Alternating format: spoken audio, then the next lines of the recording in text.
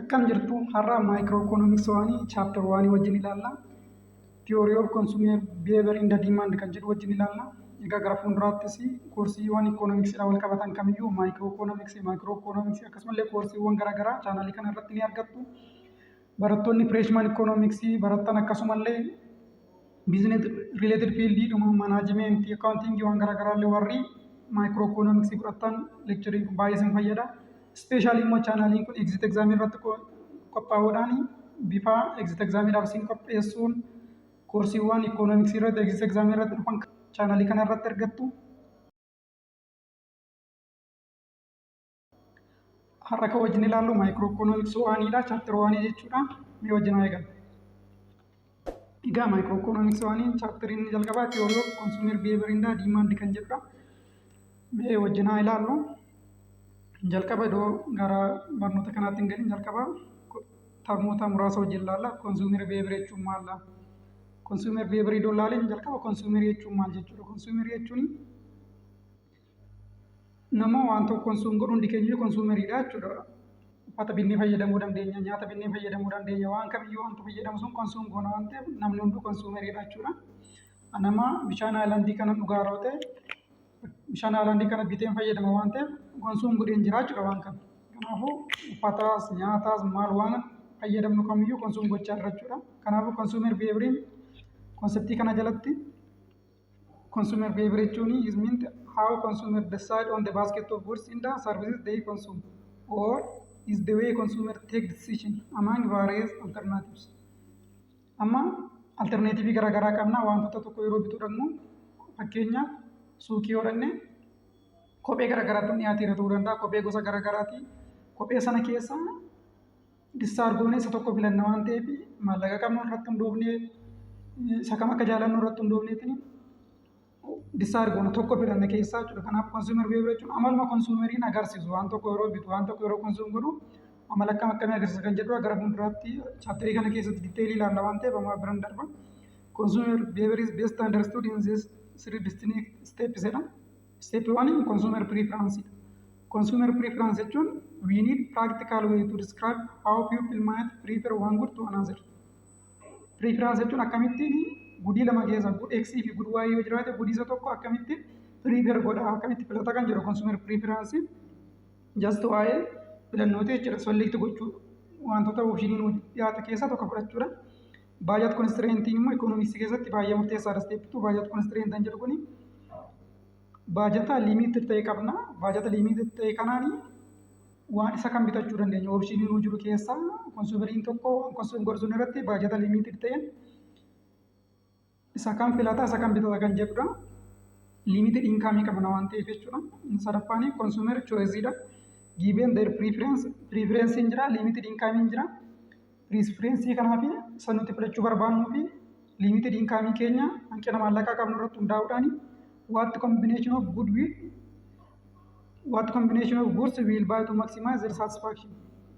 Egaa satisfaction barbaanna isa nuti tolu wayii irra konsuum gochuu barbaanna wantoota nu dhiyaate keessaa fakkeenyaaf muuzii fi burtukaana jira yoo ta'e isa nuti tolu wayii isa caalatti satisfaayi nu godhu filachuu dandeenya. Kana garuu nuti filannu baay'at konistiraantii keenya irratti hundoofneetudha jechuudha. Kanaaf konsuumer preferensii baay'at konistiraantii baay'ee murteessaadha. Chaaptarii kana keessatti jaastinni kun introductioniitiif mee tokko tokkoon isaatti seennee ilaallu.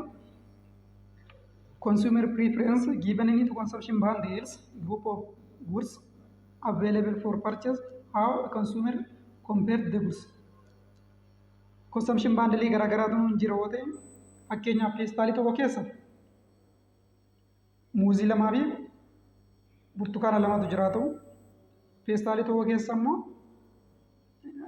peestaalii tokko keessa muuzii lama burtukaana tokko jiraatu. Peestaalii isa kan biraa keessa immoo muuzii tokkoo fi burtukaana lamatu jiraatu. Isa kan filanna. Preference jechuun kan more satisfaction godhu filanna gosa lama jira preference. Strict preference jira, weak preference jira. Strict preference jedhamu wantoota nu dhiyaatee jiru keessa tokkicha select godhachuu dandeenya. Isa tokko dhiisne isa tokko filachuu dandeenya yeroo ta'e strict preference jedhama. Weak preference jechuun immoo if we are indifferent kana jechuun tokko filachuun baay'ee nutti ulfaate yeroo ta'e lamaan isaa qixa jaalanne yeroo ta'e fakkeenyaaf peestaalii tokko keessa muuzii lamaa fi burtukaana tokko jira. Peestaalii kan biraa keessa immoo muuzii tokkoo fi burtukaana lama jira. Peestaalii isa kan filannu yoo tokko keessaa yookiin sabbaa muuzii lamaa qabu yookiin immoo sabbaa burtukaana lamaa keessa tokko filachuu dandeenya yeroo ta'e strong wayii immoo strict preference jedhama jechuudha. Tokko filachuu dandeenya. Given any two consumption bundles x1 x2 in the y1 y2 bundle inni tokko x1 fi x2 qaba. Bundle inni tokko immoo y1 fi y2. If x1 x2 is greater than y1 y2 or if the consumer chooses x1 x2 when y1 y2 is available. Iduma y1 y2 jiru isa sun dhiisne x1 x2 qofa filachuu dandeenya irra isa prefer gochuu dandeenya yeroo ta'e strong preference jedhama jechuudha yookiin immoo strict preference jedhama. Weak preference immoo given into consumption bundles x1 x2 and y1 y2 if the consumer is indifferent between the two commodity bundles. Indifferent jechuun lamaan saayyuu qixa jaalatee jechuudha. Tokko filachuun baay'ee itti ulfaateera jechuudha. Kanaafuu yoo akkas ta'e x1 x2 is greater than or equal to y1 y2. x1 lamaan saayyuu jaalateera. x1 x2 jaalate y1 y2 jaalate. Akkuma example irra isinii fudhadhe peestaalii isa burtukaana lama muuzii tokko qabus hin barbaada.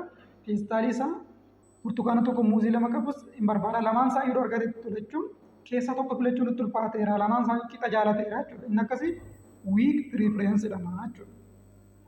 Equally satisfied yoo ta'e consumption isa kanaatiinis isa kana consume gochuudhaanis isa lammaffaa consume gochuudhaanis equally satisfied ta'e yoo ta'e consumeriin suni weak preference jedhama jechuudha. Inni itti aanu transitivity dha. Transitivity means that if consumer prefers basket A to basket B and basket B to basket C, then the consumer also prefers A to C. Akkuma seera herrega keessa jirudha. Fakkeenyaaf if A is greater than B, B is greater than C, A is greater than C. Amma UD sadiitu jira waan nuti filachuu dandeenyu A, B fi C. A fi B keessa A filanne yeroo ta'e B fi C keessa immoo B filanne yoo ta'e by default A fi C keessa A filanne irraa jechuudha transitivity jechuudha. Kana seera maatisii keessattis beektanidha. Inni itti aanu more is better. Consumer always prefer more of any good to less. More is better jechuun wantoota jiru keessa isa baay'ee lakkoofsaan quantitiin isaa baay'ee ta'e irra filannaa jechuudha. Fakkeenya burtukaana lamaa fi burtukaana sadii keessa tokko filadhu yoo jedhame namni burtukaana sabbaa sadii filata. Isa caalu filataa jechuudha. More is better. Consumer always prefer more of any good to less. Assume goods are desirable. Exclude undesirable goods. Kun wantoota faayidaa qaban qofa irratti hundaa'a. Harka caalu waan baay'ee ta'e kamni filannu wantichi waan fayyadu dhiyoo ta'e. Undesirable good jechuun wantoota harmful ta'an wantoota nama miidhan yoo ta'e isa xinnoo ishii filata namni waan baay'ee ofitti baasuu hin barbaadu. Kun garuu assumptioniin kun more is better kan jedhamu namni wantoota quantitiin isaa irraa baay'ee ta'e filata kan jedhamu desirable only for desirable goodidha jechuudha. Helpful good waan ta'e qofaaf. As keessatti however bad goods are not desirable and consumers will always prefer less of them. Bad good ita taana goodiin sun wantoota nu miidhu waan nu fayyadne taana filachuun illee yoo dirqama ta'e ishii xinnoo ishii filata jechuudha.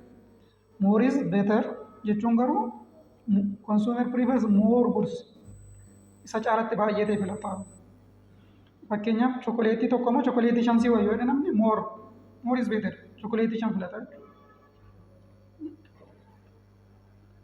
Egaa ammaatti kana allaallee just waa'ee consumer preference ti taanse concept utility jalqabnaa jechuudha. Utility maal? Utility is the satisfaction or pleasure derived from the consumption of good or service. Namni tokko gudii wayii sarvisii wayii consume gochuudhaan satisfaction yookiin immoo pleasure namni sun argate utility jedhama jechuudha. Hamma gammachuu irraa argate hammamitti gammade wanta sunitti namni tokko yeroo waan tokko consume godhu hagamitti gammade kan jedhudha. It is a power of the product to satisfy human wants. Power product in human wanti satisfy gochuudhaaf qabu jechuudha. Just utility jechuun gammachuu nuti waan tokko consume gochuudhaan irraa arganne. Fakkeenyaaf dheeboddeen jiru yoo ta'e bishaan nan dhugaa waan ta'e bishaan sun satisfaction wayii naa laata gammachuu naa laatu qaba jechuudha. Waan tokko goodiis haa ta'u sarviisiis haa ta'u waan tokko fayyadamuudhaan gammachuun yookiin satisfaakshiniin namni argatu yuutiliitii jedhama jechuudha konseptii kana keessatti. Given into consumption bundles, it's in the Y, the consumer definitely wants the X bundle than Y bundle, even though the utility of X is better than utility of Y. Consumption bundle lama jira, X fi Y jiru ta'e, consumeriin X kan inni filatu, Y isaan X filatu, X irraa more satisfaction argata waan ta'eefidha jechuudha. Iddoo Y irraa satisfaction baay'ee argata ta'e, Y irraa filata. Waan lamatu nu dhiyaate yeroo ta'e, bilbila lama, bilbila teeknoo fi bilbila samsiingii nu dhiyaate yoo ta'e, konsumeriin tokko yookiin teeknoo filata yookiin samsiingii filata. Teeknoo filatas yoo ta'e, teeknootu baay'ee isa gammachiisa. Teeknootu baay'ee satisfaa isa godha. Kana jechuun namni kun yuutiliitii baay'ee inni diraayiv godhu. Satisfaakshinii guddaa inni argatu teeknoo irraa jechuudha. Teeknoo filata yoo ta'e, samsiingii filata yoo ta'e akkasuma. Moor yuutiliitii inni diraayiv godhu samsiingii irraa yoo ta'e jechuudha. Kanaafuu wantoota caalatti yuutiliitii diraayiv godhu, wantoota caalatti satisfaa nu godhu filannaa jechuudha wantoota lamaan nu dhiyaate keessatti. Concept of utility is characterized with the following properties. Concept of utility property kana gadi kana qaba innis utility and the usefulness are not synonymous. Utility jechuun usefulness jechuun synonymii walii miti jechuudha. Kana jechuun maalla wanta tokko yeroo fayyadamnu utility guddaa irraa arganne irra jechuun dirqama waan sun faayidaa qabaateedha miti. Useful ta'uu dhiisuu danda'a. It may not be useful. Garuu utility guddaa immoo drive irraa gochuu dandeenya. Kana jechuun dirqama wantichi hin fayyadu irratti kan hundaa'e miti jechuudha utility. Waanuma nama fayyadnes waanuma isa fayyadnes jaalachuu danda'a namni. Waanuma isa fayyadne irraas utility guddaa satisfaakshinii guddaa drive gochuu danda'a waan ta'eef namni. Inni itti aanu utility is subjective. The utility of product will vary from person to person. Utility nama irratti hundaa'a. Bishaan litirii tokko yeroo dhugu namni yookiin bishaan gooldammaa litirii tokko yeroo dhuge hammina irraa satisfaakshinii argadhuu fi hammi namni biraa irraa satisfaakshinii argatu wal qixa miti jechuudha. Kanaafuu subjective jechuun nama sun irratti hundaa'a. Namatti gargari jechuudha utilitiin.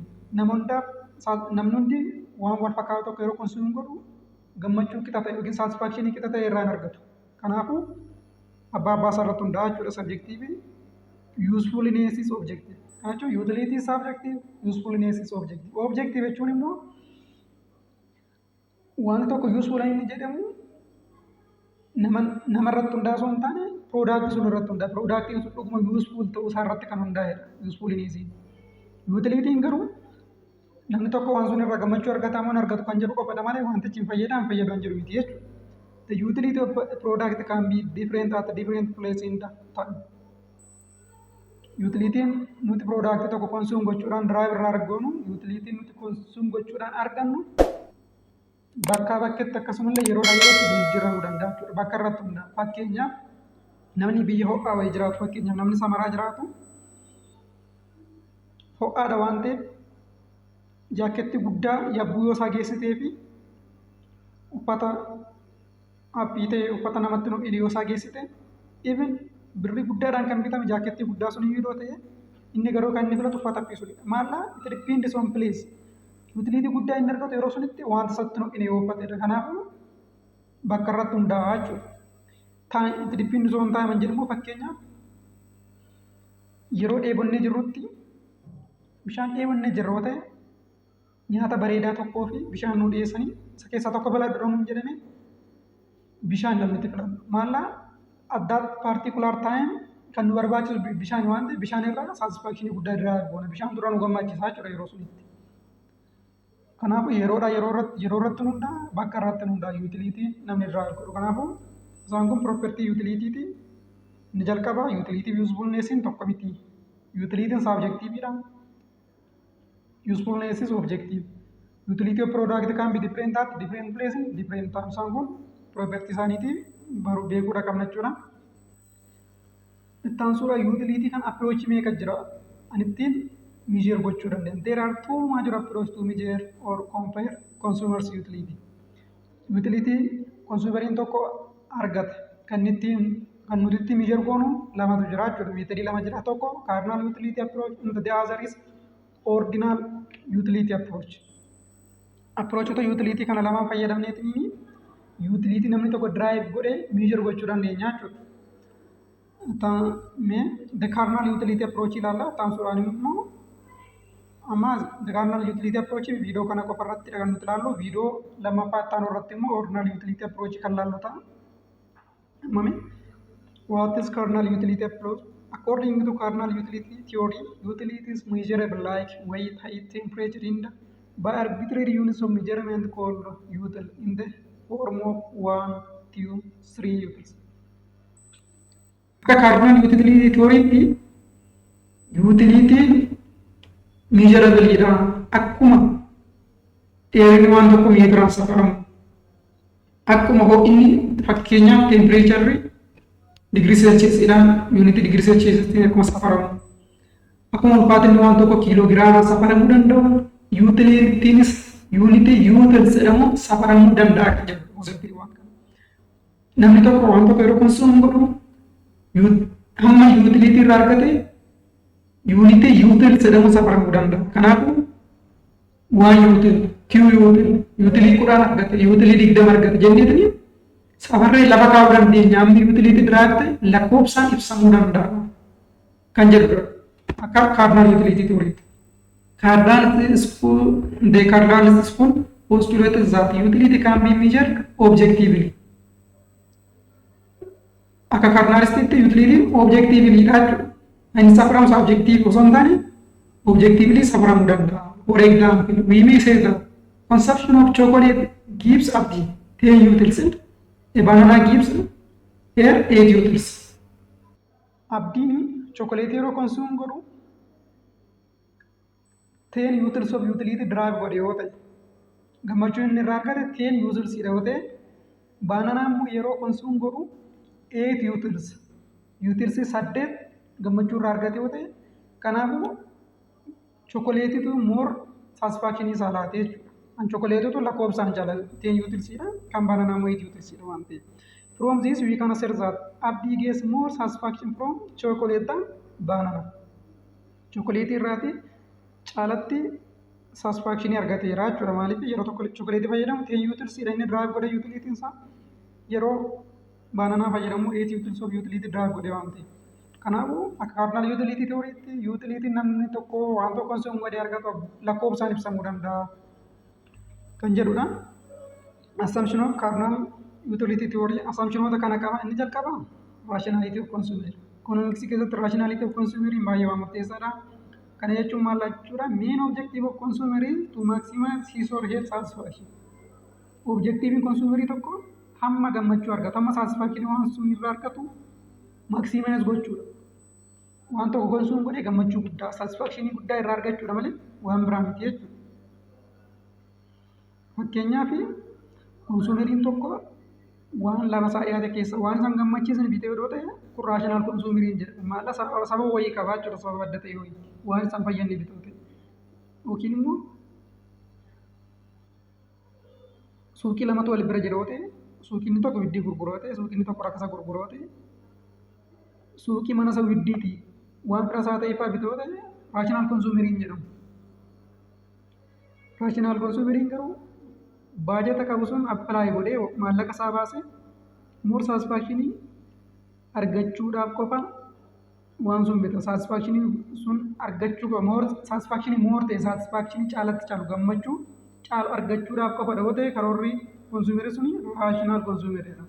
Inni taan utilities cardinally measurable.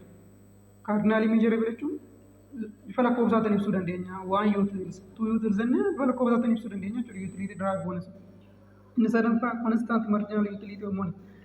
The marginal utility of money remains constant whatever the level of consumer income.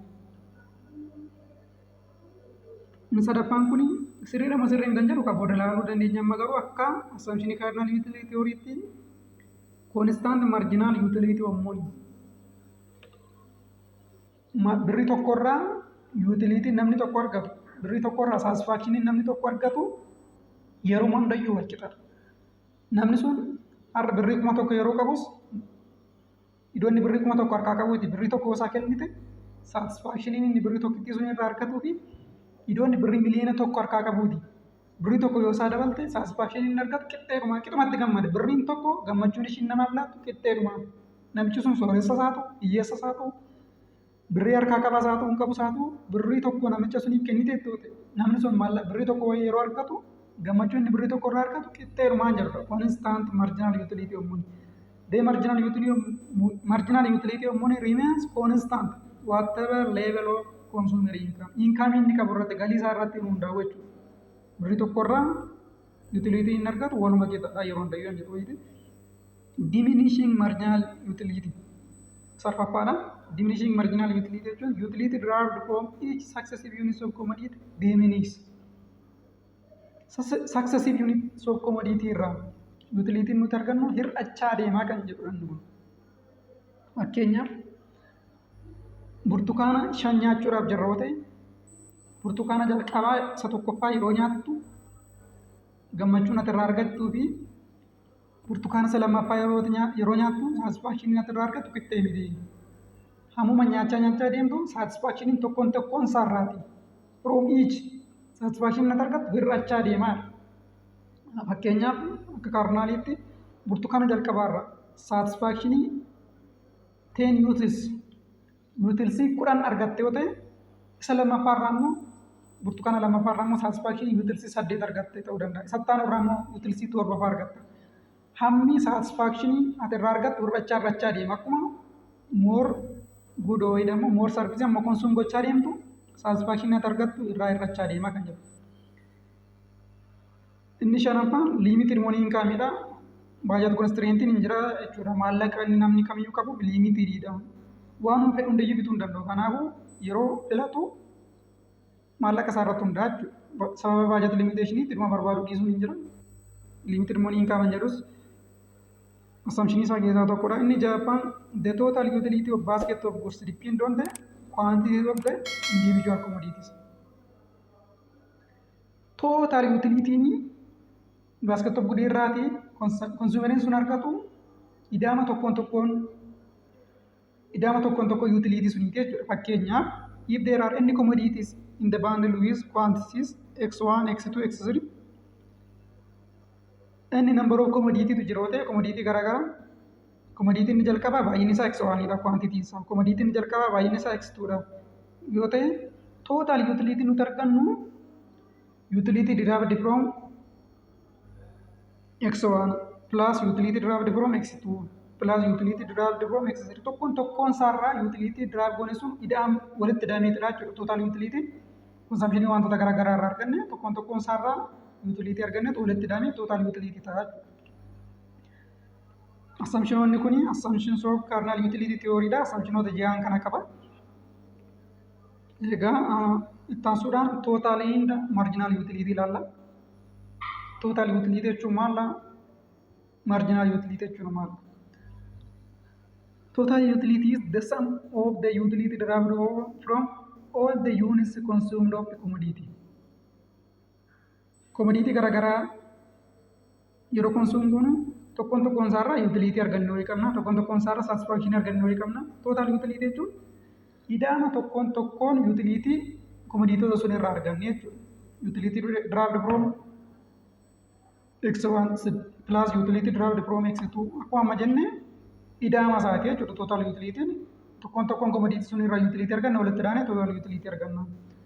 As the consumer consumes more of a good per time frame his or her total utility increases. Hammuma dabalachaa deemu total utility nuti argannu dabalaa deema.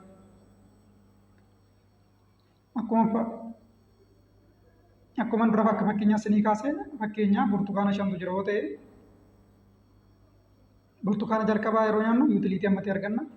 Burtukaana lammaffaarraa utility ammatti arganna. Sadaffaarraa utility ammatti arganna. Hammuma tokkoon waan consume goonu sun dabalaa deemu total utility dabalaa deemu. Idaama tokkoon isaarraa utility arganneeti jechuudha. Anan dura hir'achaa deemsi jedhe marginal utility dha yookiin immoo diminishing marginal utility kan jedhu. Diminishing marginal utility jechuun from each tokkoon ishirraa namni nuti argannu amma isa duraatii gadidha. Fakkeenyaaf burtukaana isa lamaffaa yeroo nyaannu isa lamaffaa suuraan irraati kan nuti arganne isa tokkoffaarraa amma arganne irraa gadidha.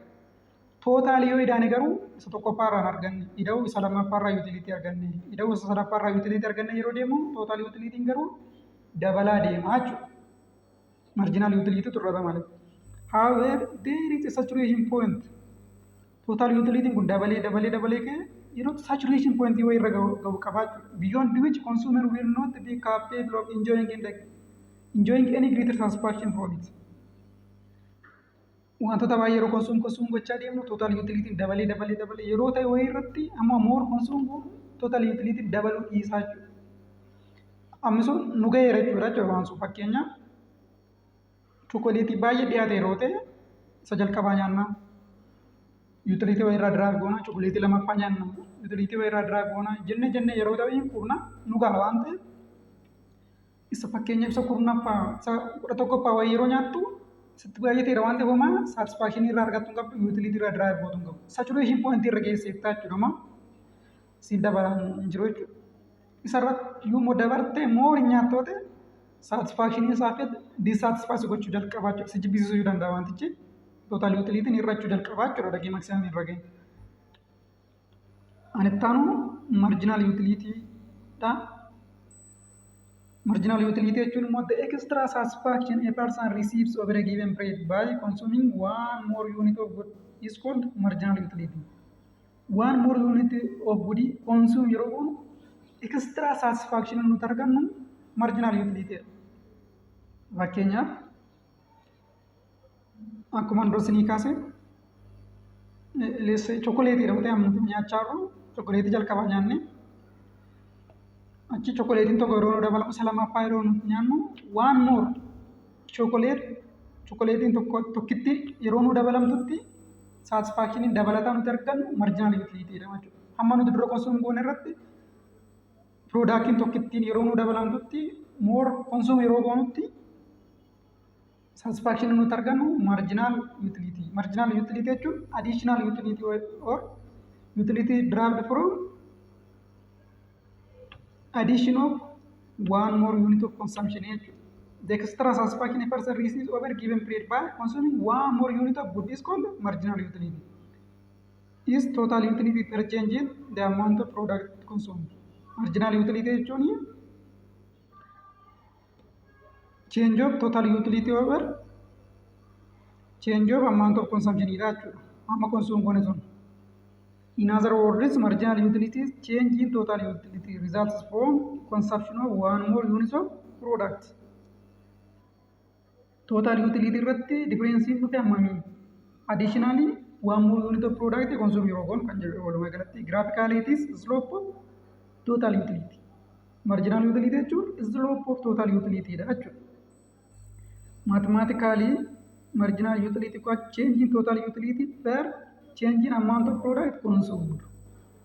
Marginal utility equal to change of total utility over change of amount of product consumed.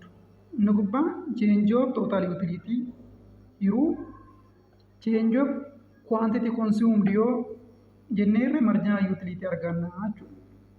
Kana jechuun maal kana jechuun marginal utility ni change of total utility over change of quantity consumed dha jechuun maal jechuudha kan jedhuu fi fakkeenyaaf change of total utility jechuun total utility 2 minus total utility 1 over quantity 2 minus quantity 1 dha. Hamma additionally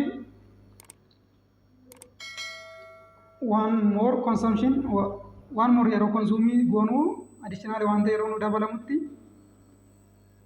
additional satisfaction nuti arganne hammameen jedhu totally marginal utility jechuudha walumaa galatti jechuudha. Itti aansuudhaan law of diminishing marginal utility ilaala. In other words, the law states that quantity of commodity consumed increase per unit of time. In other words, the law states that as quantity of commodity consumed increases per unit of time, the utility derived from successive units goes to decline, provided the consumption of all other remains constant. Law of diminishing marginal utility jechuun immoo hamma product sun consume gochaa deemnu tokkoon ishirra satisfaction nuti argannu hir'achaa deemaa jiru. Total utility dabalaa deema. Marginal utility garuu diminish ta'aa deemaa jiru. Law of diminishing marginal utility. Akkuma dura kaasee burtukaana shan fayyadamnu ta'e burtukaana isa tokkoffaarraa kan nuti argannuu fi burtukaana isa lammaffaarraa satisfaction nuti argannu qixxee miti hir'achaa deemaa jiru. Law of diminishing marginal utility kanadha. Assumption mataa isaa immoo qaba. Assumption of law of diminishing marginal utility isaan kanadha. Consumer is rational.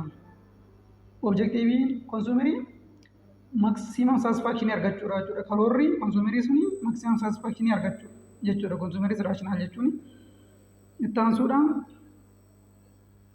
the consumer consumes homogeneous product. Law of diminishing marginal utility kan inni hojiirra oolu consumer product wal fakkaatu fayyadamaa jira yookiin product tokkicha fayyadamaa yeroo ta'e. Kana jechuun amma burtukaana nyaate itti aansee muuzii nyaatu ta'e law of diminishing marginal utility hojiirra oolu. Kun product wal fakkaatu jalqaba consume godhe burtukaana tokko lammaffaa irratti burtukaanuma sadaffaa irrattis burtukaanuma consume godhe yoo ta'e kan marginal utility inni argatu diminish ta'aa deemu kan inni hir'achaa deemu jechuudha. Inni sadaffaan there is no time gap in consumption of good. Fakkeenyaaf burtukaana isa jalqabaa har'a nyaate burtukaana isa lammaffaa boru nyaatoo ta'e law of diminishing marginal utility kan irratti hojjetu. Itti fufinsaan amma burtukaana tokko nyaate ittuma fufee isa lammaffaa ittuma fufee sadaffaa nyaata. Time gap hin jiru consumption of good gidduu jechuudha. Yeroo akkas ta'u law of diminishing marginal utility hojiirra ooleera jechuudha. Isa kanarratti maalla diminish ta'aa deemu utility inni argatu. Inni dhuma the consumer test or preference remain unchanged. Testiin isa preference isa hin jijjiirramu jechuudha. Filannoon consumeriin sun isuma prefer godhe sun fayyadamaadha malee hin jijjiirramu jechuudha preferensiin isaa. Amma numerical case ni ilaalla. Akka exampleetti total and marginal utility quantity 0 1 2 3 amma torbaatti jira. Total utility fakkeenyaaf waan tokko isa jalqabaa consume yeroo godhu total utility isaa 10dha. Isa lammaffaa yeroo consume godhu ishee lammaffaa irra 8 argate jechuudha. Kanaaf total utility 18 ta'e. Isa sadaffaa yeroo consume godhu 24 ta'e. Total utility bifa kanaan dabalaa ta'e marginal utility isaa meeqa kan jedhudha jechuudha. Amma nuti hojjennu kunuuti isa jalqabaa iddoo kanatti akkamitti 10 ta'e total marginal utility jechuun change of total utility over change of quantity consumed jenneerra. Kanaafuu change of total utility jechuun total utility 2 minus total utility 1. Kanaafuu 10 kan argachuuf total utility 2 10 hir'isuu 0 hiruu change of quantity consumed dha waan ta'eef tokko hir'isuu 0 10 hir'isuu 0 10dha hiruu tokko hir'isuu 0 tokkodha 10 hiruu tokko 10 jechuudha. Marginal utility kan jalqabaa. Ani itti aanee jiru immoo 18 hir'isuu 10 18 hir'isuu 10 8 hiruu 2 hir'isuu 1 2 hir'isuu 1 tokkodha waan ta'eef 8 hiruun tokko 8 ta'a jechuudha. Kan itti aanu immoo 24 hir'isuu 18 6 hiruu 3 hir'isuu 2 3 hir'isuu 2 tokko waan ta'eef 6 hiruun tokko 6 dhufa jechuudha. Bifuma kanaan itti fufna deemeetiniin isa shanaffaa irratti 30 hir'isuun 28 2 hiruun tokko kunooti 2 isa ja'affaa irratti total utility amma 30 ta'e. Iddoo kanarratti consume godheetiniin more satisfaction hin argatu hin jiru jechuudha. Satisfaction hin argate 0dha. Isa ja'affaa yeroo consume godhu homaa satisfaction dabalataa hin arganne jechuudha consumeriin kun. Kanaafuu 30 hir'isuun 30 0dha. Kanaafuu 0 iddoo kanatti maximum utility bira gaheera jechuudha. Total utility isaa 30 irratti maximum bira gaheera. Dabalataan gudii torbaffaa kana yeroo consume godhu immoo hin hir'ate jechuudha. Total utility dissatisfied ta'e satisfaction argachuun isaa gammachuu irraa argachuun isaa fi dissatisfied ta'uu jalqabe jechuudha. Isa torbaffaa kana yeroo bira gahu. Kanaafuu 30 irraa 28. Kanaafuu 28 hir'isuun 30 negatiiva 2dha. Negatiiva 2 kana hiruu torba hir'isuu 6. Torba hir'isuun 6 immoo tokko waan ta'eef negatiiva 2 hiruun tokko negatiiva 2 dhufa jechuudha. Kanaafuu asii isa ja'affaa kanarratti homaa satisfaakshiniin dabalataa isaa argamee hin jiru. Torbaffaa irratti immoo dissatisfied ta'e jechuudha. Waan sun argachuun isaa isa gammachiisuun isaa fi satisfaakshinii argachuun isaa fi isa jibbisiiseera waan sun konsuum godhee isa dhumarra ga'eera jechuudha. Kanaafuu shanaffaadhaan booda shanaffaa irratti dhodhabee isaa wayyaa jechuudha. Shanaffaadhaan booda fayyadamaa jira taanaan ilma konsuum godha taanaan raashinaal konsuumerii hin jedhamu konsuumeriin kun.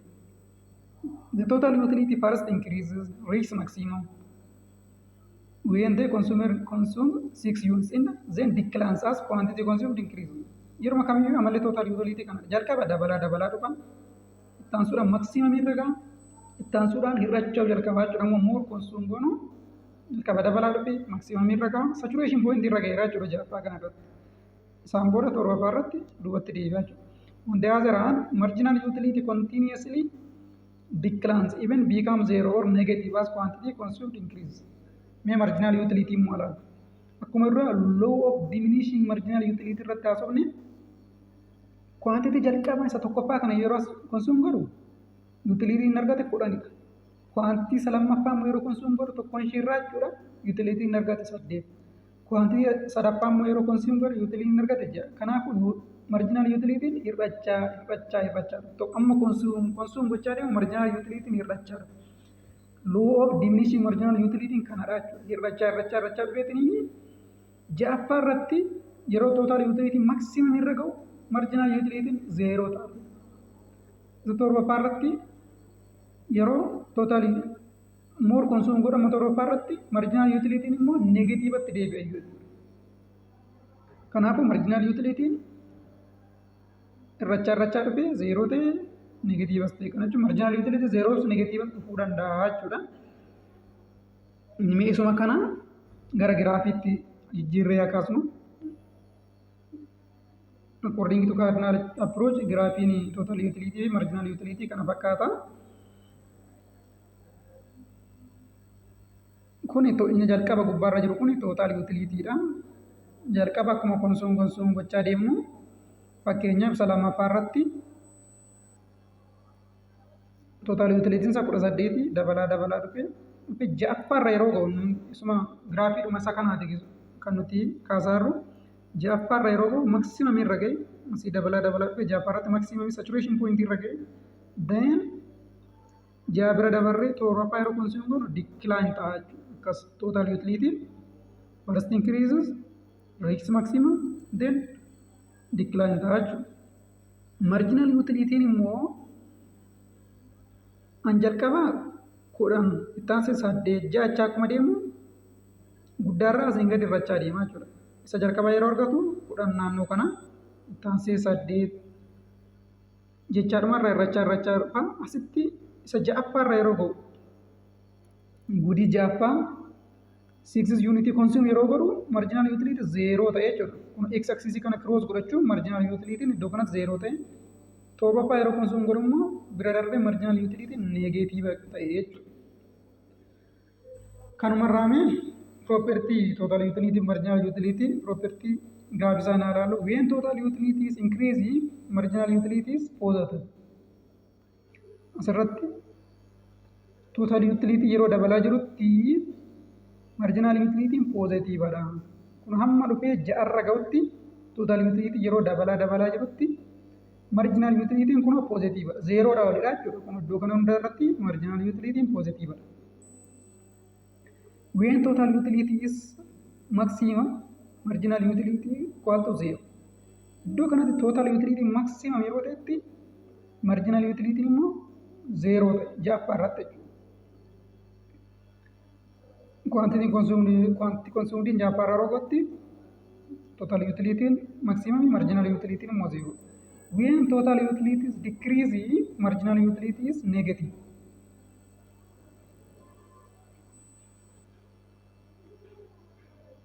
Ja'affaadhaan booda total utility asii decreasing yeroo ta'aa jirutti marginal utility negative ta'e jechuudha. Kun amaluma total utility fi marginal utility qabudha jechuudha. Giraafiin isaa yeroo hundee kana fakkaata. Inni kunis immoo example biraadha isa kana fakkaatudha. Units of quantity consumed 0, 1, 2, 3, 4, 5, 6 total utility 10 jalqaba irraa Total utility kudhanii taansee 16 20 22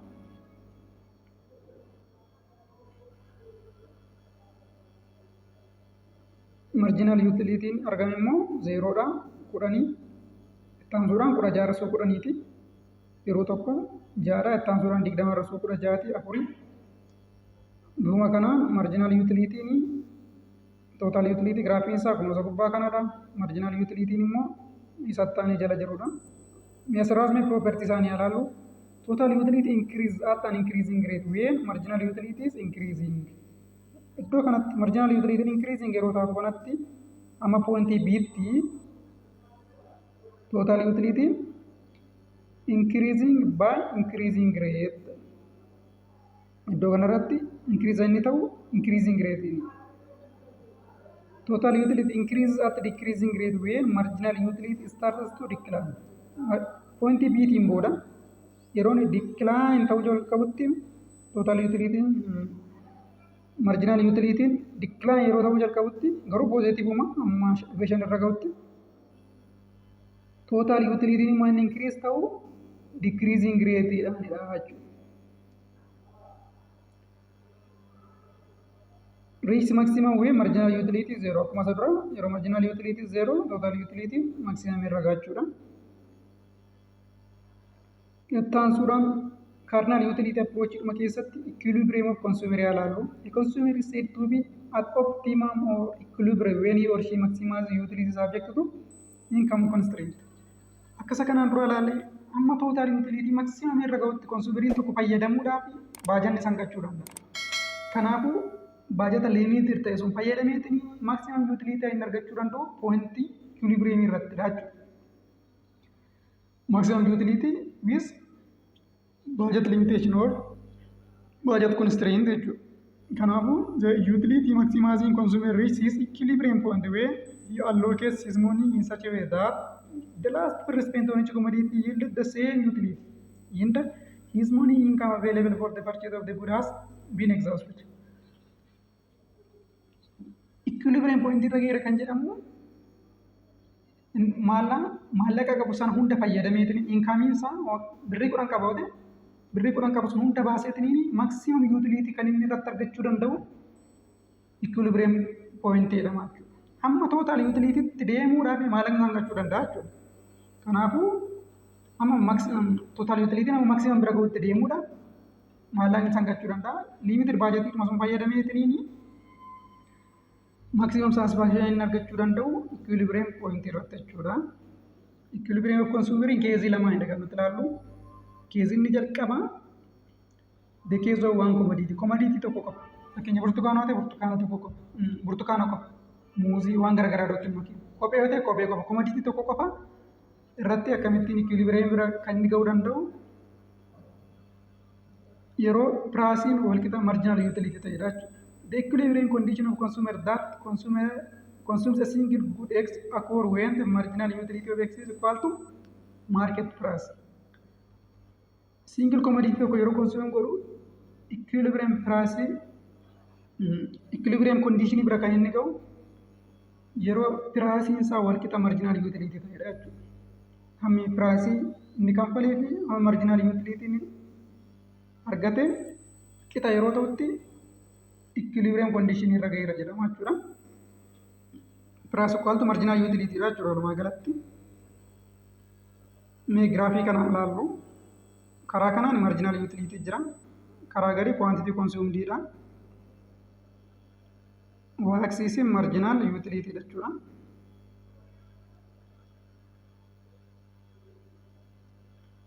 X axis kun immoo amma quantity consumed ta'edha. Kanaafuu at any point above point C like point A naannoo above point C naannoo point A kanatti where marginal utility is greater than price kun gira asiin gadee hanka'ee jiru kun giraafii marginal utility jechuudha. Inni kun baacaa adeema asiin gad deemu it pays the consumer to consume more.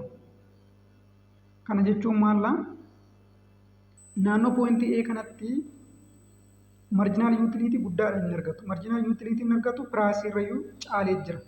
Piraasiin kun qixxee kanaan hin inni jiru. Piraasiin pointii irratti piraasiin not equal to marjinaal yuutiliitii. Marjinaal yuutiliitii guddaa argataa jechuudha kun iddoo kanadha. Pointii kanarra jira waan ta'eef. Kanaafuu moor konsuum gochuu barbaada. Kwantitii inni argatu moor konsuum gochuu barbaada. Kanaafuu gara pointii sitti asii dhufaa jechuudha kun asiin asii dhufaa pointii sitti dhufa. Yeroo pointii sii irra gahu piraasiin fi marjinaal yuutiliitiin wal qixaadha. Kanaafuu pointii sii irratti ikilibireemii bira gaheera jechuudha. Naannoo pointii biitti immoo attanii pointii bii laa pointii sii laa pointii bii wee marjinaal yuutiliitis leezaan biraas. Naannoo kanatti marjinaal yuutiliitiin hin argatu baay'ee xinnoodha. Piraasiidhaa gadi jechuudha. Piraasiin as jira marjinaal yuutiliitiin iddoo bii immoo as gara gadii jira waan ta'eef. Marjinaal yuutiliitis leezaan piraas ta'a. The consumer consumes less of it. Sabni consumer godhu jalaa xinnaata jechuudha. Kanaafuu pointii bii irrattis pointii sii irrattis consume gochuu qabu. Consumeriin kun ikilibireemii irratti consume gochuudha. Kanaafuu pointii A yoo ta'e marjinaal yuutiliitis greater than price ta'a. Pointii B irratti immoo marjinaal yuutiliitis less than price ta'a. Kanaaf pointii C irratti at point where marginal utility equals to price the consumer is at equilibrium. Kanaafuu pointii C irratti equilibrium ta'a jechuudha. Equilibrium pointii an jedhamu keessa waan commoditytti price equal to marginal utility. Mee example kana ilaalu. What amount of consumption of orange maximizes utility of the consumer if price of orange is 2 birr. Gatiin oranjiin tokko ittiin bitamu gatiin burtukaana tokko birrii 2 yoo ta'e burtukaana meeqa yeroo konsuum godhu ikilibireemii irra gaheera jedhama namni kun. Or konsuumeriin tokko jechuudha. Kanaafuu total utilitiin kunooti marginal utilitiin kunooti 10 irrisuu 6 12 irrisuu 10 2 bifuma kana marginal utility bifuma duraatiin hojjenna. Ittaansuudhaan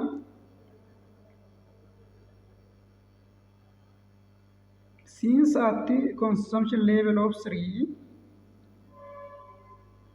price equal to marginal utility 3 orange maximize consumption. Nuti kan check goonu maalla bakkatti marginal utility wal qixa price ta'edha. Pricing keenya kennameera. Price of orange is 2 birr jedhamee given irratti kennameera waan ta'eef marginal utility hin birrii 2 ta'e marginal utility immoo 2 kan ta'e yeroo quantity of orange sadi ta'edha jechuudha. Kanaafuu burtukaana 3 yoo nyaanne marginal utility keenya 2 pricing keenyas immoo 2 kanaafuu burtukaana 3 dha jechuudha. Equilibrium irratti kan nuti consume goonee dhaabuu qabnu burtukaana 3 qofa jechuudha. Kanaafuu equilibrium jechuun karaa biraatiin more isaan ittaansitee fayyadamuu hin qabdu. Kanatti baajata kee hunda fayyadamtee baastee maximum utility irraa argattee isaan booda consumption waan sunii kanatti irratti dhaabdudha jechuudha. Beyond equilibrium consume gochuu hin qabdu.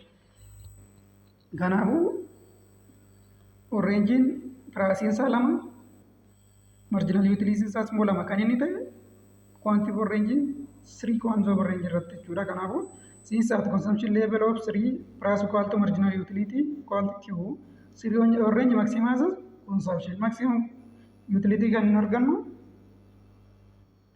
or equilibrium point ini yeroo 3 orange consume goona jechuudha. Example tun kun immoo what amount of consumption of good X maximize utility of consumer if utility function of the consumer is estimated as bifa function iti yoo kenne fakkeenyaaf utility equal to 2x2 jedha 2x square jechuu barbaadeni utility 2x square with price immoo $8 yoo bifa kanaan kenname what amount of consumption of good X maximize utility maximum utility kan hin argannu consumption of good meeqa yoo consume goonedha jechuudha. Utility kun 2x square dha. 2x jechuu miti. Utility 2x square fi piraasii 8 fayyadamu $8 jechuudha.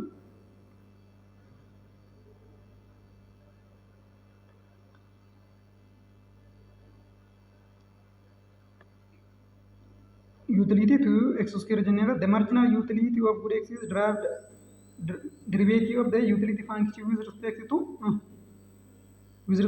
q jechuudha with respect to quantity consumed jechuudha. Marginal utility jechuun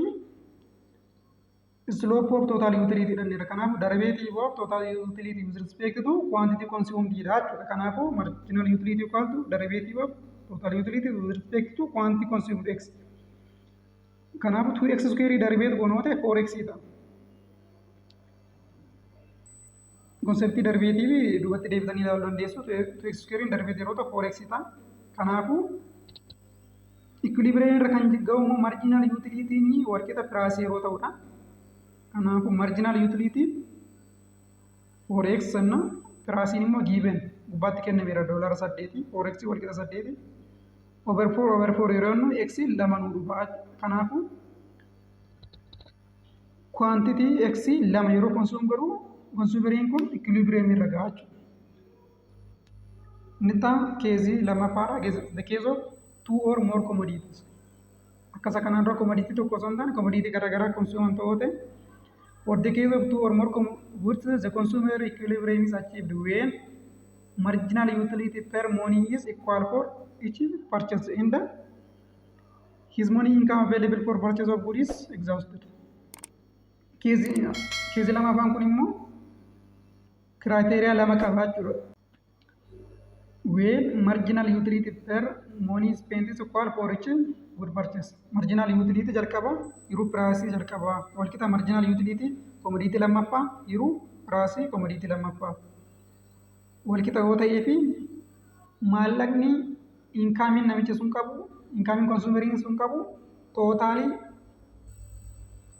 exhausted yoo ta'e tootaalii yoo fixedha jechuudha. Kun keezii lamaffaa equilibrium irra ga'eera kan jedhamu. Kanaafuu price of x times quantity of x plus price of y times quantity of y equal to n. Total income isaa fitaa jechuudha. Gatiittiin komodiitiin jalqaba bitamu baasu quantity isaa. Ida'u gatiitti komodiitiin lammaffaa bitamu times quantity isaa. Bifa kanaan yoo sadis ta'e idaa deemeetiin walqixa m. M jechuun total income namni sun qabu jechuudha. Kanaafuu keeziin jalqaba marginal utility over price of first commodity equal to marginal utility over price of the other commodity. Inni lammaffaa immoo price times quantity plus price times quantity isaa idaame marginal utility ta'uu qaba jechuudha for each commodity. Example kana ilaallu suppose Mary has 20 birr to spend on 2 goods. Banana and orange. Price of banana is 4 birr. Price of orange is 2 birr. The total utility she obtains from consumption of good is given below. Total utility kennameera. Will Mary be at equilibrium? Equilibrium irra kan geessu yoo midhaan asitti kan case of 2 commodity dha. Commodity lama banana fi orange consume gooti yoo ta'e birriin isheen qabdu tootaalii birrii 20. Birrii 20 kana fixattee kan bananaa meeqaa fi orange meeqa yoo fayyadamte equilibrium irra geessitti. Asitti gatiin isaa wal caalu. Piraasiin bananaa birrii 4. Piraasiin orange immoo birrii 2. Kanaafuu orange 2 birridha, banana is 4 birr. Then quantity total utility kun kennameera. Marginal utility akkuma duraatti hojjenna kunuuti. Marginal utility over price hojjechuu qabna. Marginal utility jaawate over price. Pricing 2 birridha kan orange jechuudha. 6 2 3 4 over 2 2 2 over 2 1 isaan kana marginal utility price dha birri 2 2 irraa jechuudha. Asitti an tokko kana tokko roon 2 duwwaa tuqaashan negatiiva 2 yeroon 2 negatiiva tokko akkas ta'a jechuudha. Kan baananaas bifuma kana marginal utility isaa jenni marginal utility price dha. Pricing baananaa birri 4 6 yeroo 4 6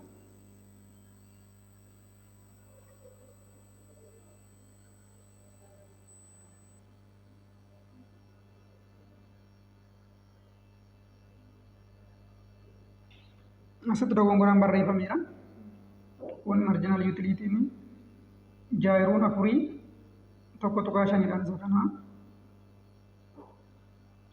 6 barreera.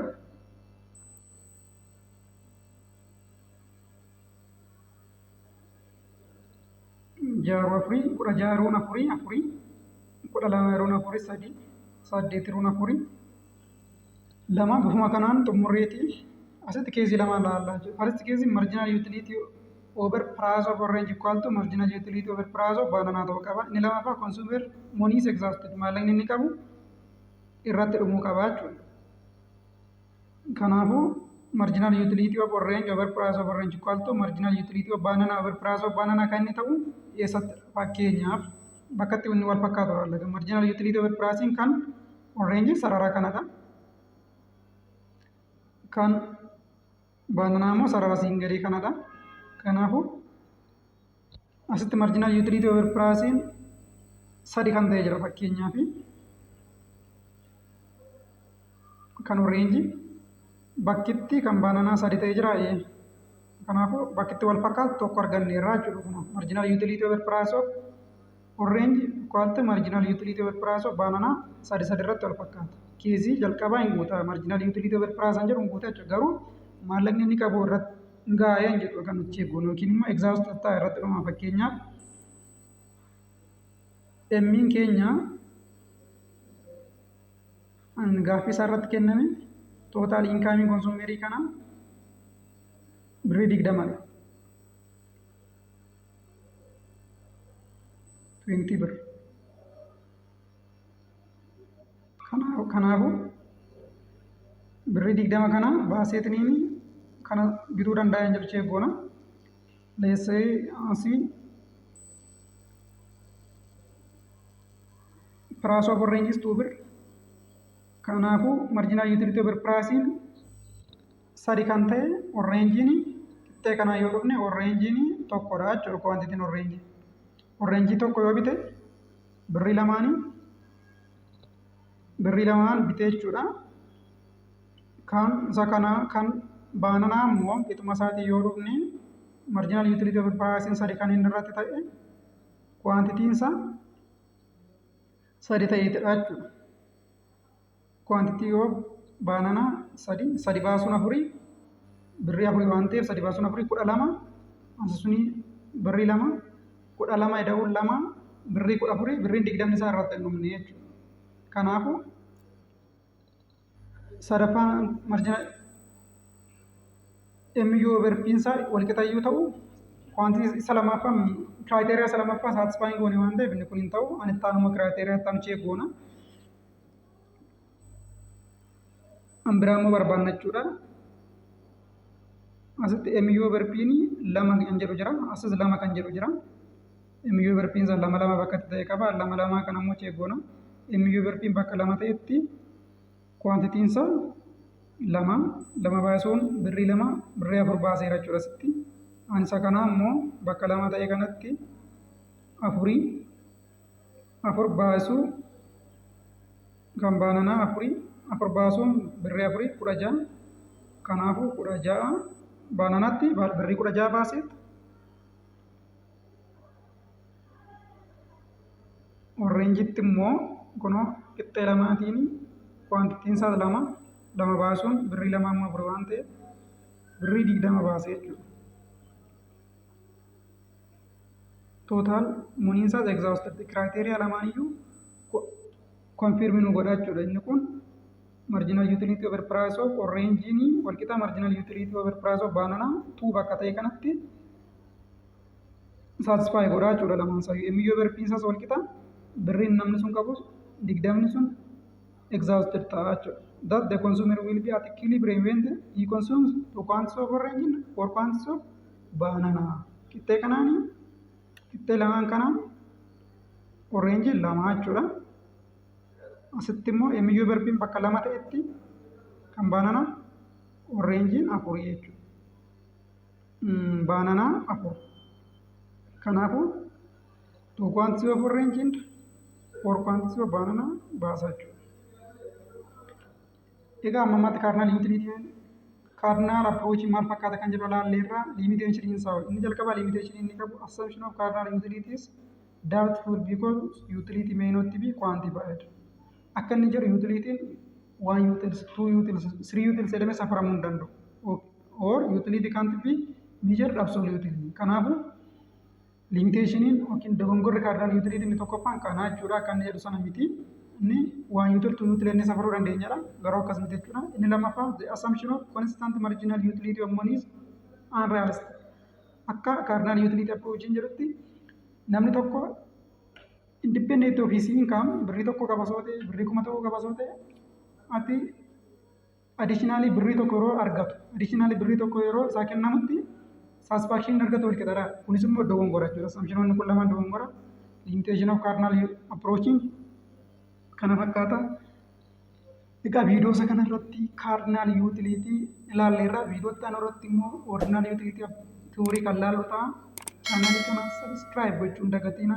Gara fuulduraatti gaaffilee exam garaagaraa illee ni hojjenna. Maayikiroo ikoonoomsii, maakiroo ikoonoomsii, koosiiwwan ikoonoomsiidha wal qabaatu baay'ee asirratti ni argama. Hiriyoota keessaniif sheer godhaa waan waliin turtaniif galatoomaa.